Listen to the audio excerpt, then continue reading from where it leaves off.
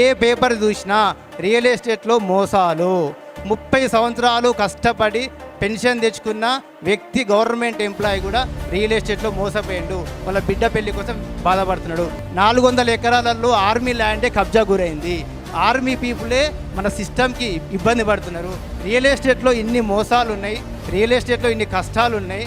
మనమేమో కొంచెం soft, real ఎస్టేట్కి ఎదగమా అని చెప్పి నీలకంఠం సురేందర్ గారు నేను 3 రోజులు మేధోమథనం చేసుకున్నాం. అన్న మనము నిరుపేదలం, ఇప్పుడు మంచిగా ఉన్నాం, రియల్ ఎస్టేట్కి వెళ్దాం, మార్పును ఆశిద్దాం, వచ్చిందా మార్పు వస్తుంది, లేకుంటే మనకు అనుభవం వస్తుంది అని చెప్పి ఆ రోజు రియల్ ఎస్టేట్లో ఎంటర్ అయినాము. 1600 హ్యాపీ కస్టమర్స్కి మేము ఎండ్ చేసినాము. ఈ రోజు వరకు మా కింద 1200 మంది టీం ఉన్నారు. రియల్ ఎస్టేట్ యూనివర్సిటీ అని చెప్పి స్థాపించినాము. అందులో కొత్తగా వచ్చే వరకు కస్టమర్స్ కూడా రియల్ ఎస్టేట్లో ఇన్వెస్ట్మెంట్ ముఖ్యం కాదండి, రియల్ ఎస్టేట్ అవేర్నెస్ ముఖ్యము.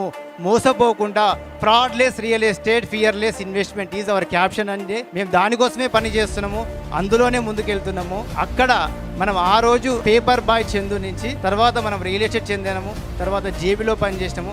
ఇప్పుడు రియల్ ఎస్టేట్ యూనివర్సిటీలో చాలా మందికి అవగాహన కల్పిస్తున్నాము. మళ్ళీ చెప్తున్నాము, రియల్ ఎస్టేట్ని ప్రమోషన్ చేయడము ఇది మా స్టేజ్ కోసం కాదు, రియల్ ఎస్టేట్ అవేర్నెస్ అనేది ప్రతి ఒక్కరికి కావాలి.